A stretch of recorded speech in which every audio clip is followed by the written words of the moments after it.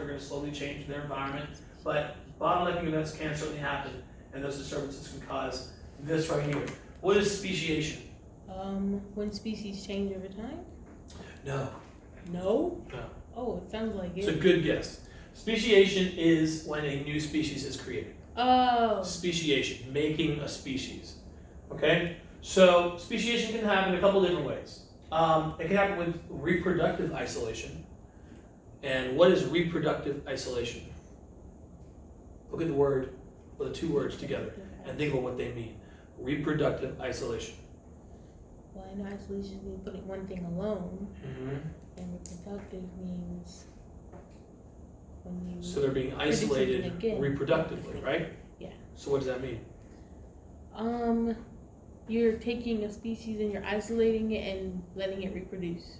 Well, it's not a species, but like within a species. Within a species, you take a group or a population and you isolate them. You can isolate them a couple different ways, right? Geographically, you can cut them off with a river, right? Or you can isolate them socially, I guess. Maybe the females decide they don't want that specific type of male, or some females do, and they get isolated genetically speaking, right? Some kind of reproductive isolation where one group is being isolated, and then what does that group do within it? They all breed together. And so they cause reproductive isolation, reproducing in isolation, for whatever particular reason.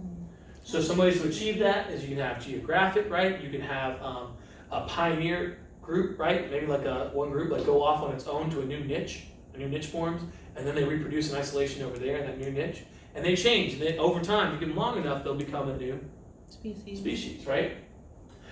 Geographic isolation, we just mentioned, where they're being cut off from each other. So how does geographic isolation apply to polar bears and grizzly bears? Where they are. What about where they are? Because polar bears, they're at the poles. Yeah. They're where it's more cold. Only the North Pole. Only the and the grizzly bears, they're where it's seasonal for them. How are polar bears and grizzly bears related? They're different species. They're different species now, but they used to be the same species. Really? Polar bears used to be grizzly bears. In fact, they can actually still mate and make something called a growler bear. Oh, so I think geographically, like they separated the species, a population got isolated in the North Pole, and then they became polar bears. Yeah, and they would evolve, they would adapt to fit that environment over time, right? And so they were just all grizzly bears at one point, living up there and living on land, right? And then one group of them living further up north in the North Pole where it's all ice, right? They started getting these little spots on them. What color were those spots? Black. Wait, what color were the spots? Black? For a polar bear. Well, it started out as a grizzly bear, right? Yeah. So a grizzly bear is brown. White. And so they got the white spots on them. And then that white spot, that white spot is starting to grow, right? Some of them had more white spots, some of them had bigger white spots so eventually a polar bear is a grizzly bear with a giant white spot. So it's just got one gigantic white spot, takes up its entire body. But it gives it an advantage. What advantage is that? Looking like where it lives. Yeah, camouflage. Camouflage. It gives the advantage of camouflage. And as a result, it adapted to that environment and was able to survive. The darker colored grizzly bears living in the North Pole would die. Okay? But they did survive more where? In the trees. In the forest, in the boreal forest. Remember, we're talking tundra versus boreal forest. Where do grizzly bears live? In the boreal forest. And there's a lot of brown things there, right? Whether that's dirt or trees or whatever. So they're more likely to blend in there. Okay? So cute. Phylogenetic diversity. I'm not worried about that. Don't worry about that term. Okay. All right? Let's move forward here. Sum up the evolution process and how adaptations play a role. So how would you sum up evolution? Over time, animals change. Species change. But why? Due to either an bottlenecking event that causes natural selection, and they change and they have to adapt. Yeah, organisms change over time due to natural selection, some kind of selective process, right? It can be sexual selection, where the females of a species only like things with pretty feathers, so all the males develop pretty feathers. It can be natural selection, where nature itself, right? The ones who aren't big enough or strong enough get eaten, right? And so you select for a bigger, faster population. So, and then adaptations play a role. So these unique differences in things might give you an advantage. If they do, you'll reproduce and your offspring will have it too, right? If there was an advantage to being a human to having a second head, right? 2-headed humans, 2 brains, I don't know. Maybe there was an advantage for that. Over time, the humans who had 2 heads, right? They might be more successful reproductively. And so over time, the population would move that direction, right? Have more 2-headed humans because it's an advantage. All right, how are some organisms responding to anthropogenic effects around the world? So how are organisms responding to us? Think polar bears and pelicans. Dad. They're dying. They're dying, but think about it. What happened with the pelicans? What did we talk about with the pelicans? They eat fish, and we're taking the fish, so now they have to eat the other species of bird. They have to eat other birds who are eating the fish, who can still eat the fish, right? Those gannets or whatever, right? So they have to find ways to migrate, right? They have to find a new place to live or new things to eat. Polar bears, I think, somehow I managed not to talk about this. I think because it was at the end of class maybe. Yeah. But polar bears are actually starting to move their way south. Why are they migrating south? What's happening to the polar bear's environment right now? It's melting. It's melting. They got nowhere to live. And here's the thing, they feed on seals. So what happens is the seals, they dig a little hole up through the ice, and then they lay on the ice, they have their babies on the ice, and then they go in and get water. So the polar bears hunt on the ice, they look for seal babies, and they eat seal babies. Kind of sad, right? Here's the deal, if the ice is gone, polar bears have nowhere to hunt, which means they starve to death. So the only place they can find food is further south, exactly. So anthropogenic effects can affect lots of different species for lots of different reasons. Describe and model primary and secondary succession. Well, first off, what's the difference between the two of them? Primary succession was started from the rocks, and secondary succession just starts from where it is. Starts from like a clear cut. Yeah. Like you cut everything down, but you already have what available to the organisms. In secondary, you already have soil. Soil. What 2 things are involved in soil? Soil. Humus. Humus And the sand. sand. Right? A mixture of sand, rocks. You got humus. Humus being the dead organisms there already, right? So if you've already got soil, it's because something was already living there and it's already been dying and it's already been decaying. And so you got organic material in those rocks. And that's great, okay, for living creatures. So secondary succession is nice. But primary succession takes a lot longer, but it still can be just as helpful, right? Because you start with rocks, and then what lands on the rocks? What are those things? Lichen. Lichen and moss. Lichen and moss land, and what do they do to the rocks? And they break down the rock. With what? With. They produce acid. Yeah. Okay, the acid eats away at the rocks, right, getting nutrients, right, like phosphorus. And so the moss lives and lives and lives, and then eventually the moss dies. And what happens to its body? It goes in, it turns into soil and it mixes. Yeah, it decomposes into humus, right? And then that goes into the broken down rocks and makes soil where new seeds land for little trees. Not little trees yet. Not little trees, shrubs. Well, yeah, before shrubs, you have grasses. Little grasses, weeds, those things start to appear first, right? If you look at your lawn and you cut the whole lawn, right? And you give it a second, what's the first thing that pops up?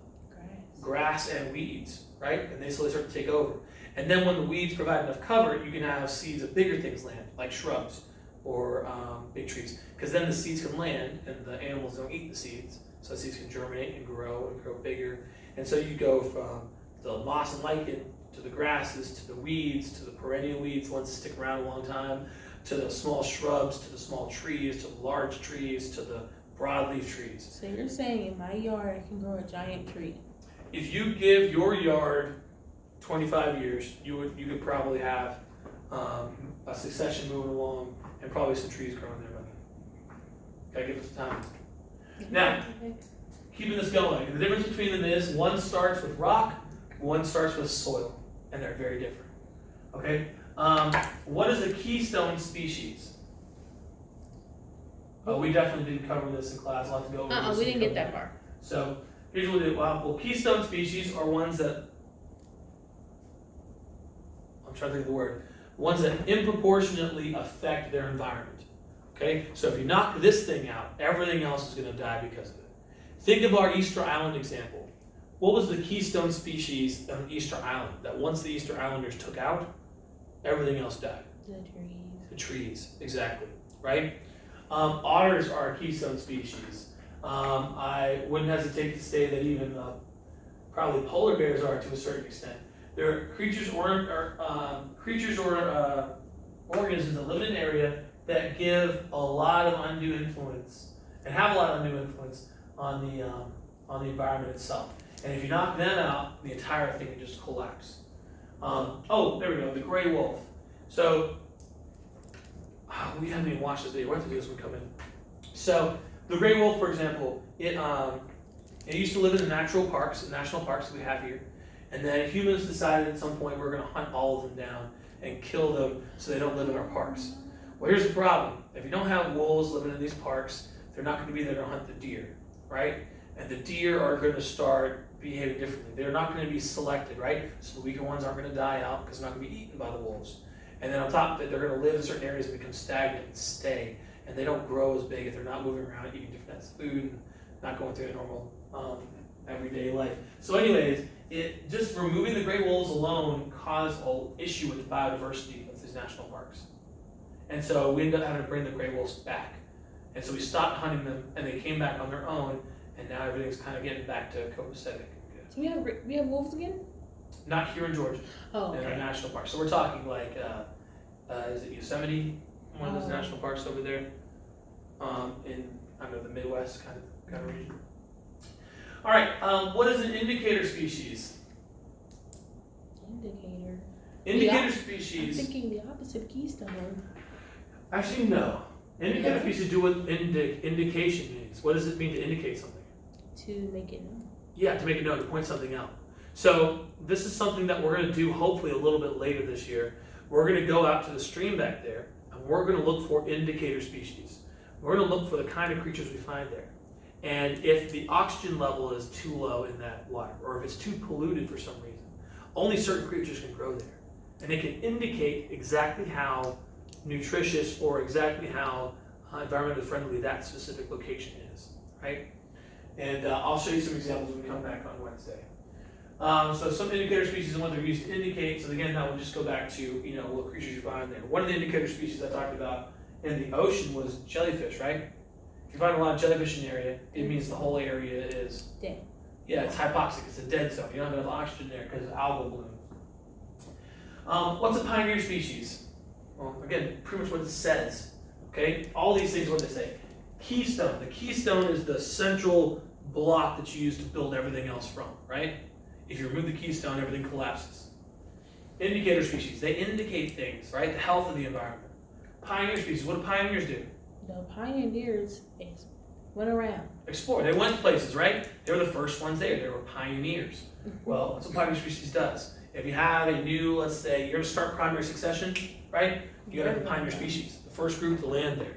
On islands, right? You remember Darwin's finches? Well, a pioneer species would be the first group to land there of finches. And then they would evolve and adapt to fit that new environment. So that's what usually happens. They lead to succession because, again, they land there first. So you'd have your mosses and your lichens. And then they lead to succession from there. They start, reproducing and building soil. So last question here is, how does succession affect the following? Over time, because of succession, the total biomass, how much living material there is there, that's going to go up or down? Either way. Either way. So you think you give a succession long enough, the amount of plant material is going to go down? Down? No, you're doing a really good job of nodding when I'm saying things. That's making me concerned because I don't necessarily know if you're understanding what I'm saying. So if you're looking at no, I'm understanding. I promise. Primary succession, that's right? Now. We start like this. We start with a little bit, some plants here, right? Mm-hmm. And then you get bigger ones, bigger ones, and bigger ones. So you're telling me it could go either way. The total biomass it can goes go up. down. It goes up. Yeah, it only goes up because you're getting bigger and bigger things, right? Yeah. Species richness, is that going to go up or down over time? Up.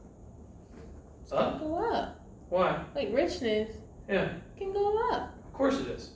I'm giving you a hard time with it because I really want you to think about it. And no, it should. It makes logical sense. The richness should go up because you're getting more and more types of things, right? What about net productivity? That's gonna go up too. Why? Because, the net productivity is like all of it, like all of the productivity. So if you have more trees, then you're gonna have more Trees are bigger. producers. They perform more what? Primary productivity is all about which process? Photosynthesis. So what do you think big old trees do a lot of? Photosynthesizing. Exactly. More so than the grass they would replace there, right? So you get a whole lot more photosynthesis going on. So all of these things are going to go up because of succession, right? Primary succession and secondary, okay? And that's pretty much it. So what you need to make sure that I do when we come in tomorrow is that I go over this last little bit here. It's not hard. You have keystone species, just the ones that determine the whole overall environment, okay? You have indicator species, they indicate how things are going in that ecosystem. Either it's indicating that it's good, indicating that it's bad, or indicating it's somewhere in the middle. It's just not, it's either too polluted or not polluted, or it's, got too much oxygen or not enough oxygen, all right? Now, let me see. Pioneer species, first ones to get there. And when they get there, they start to adapt and evolve, like Darwin's finches. They had beaks of pretty much just one size, but the ones that were slightly bigger slowly started to crack more nuts. The ones that were slightly longer started to dig for insects and stuff, okay?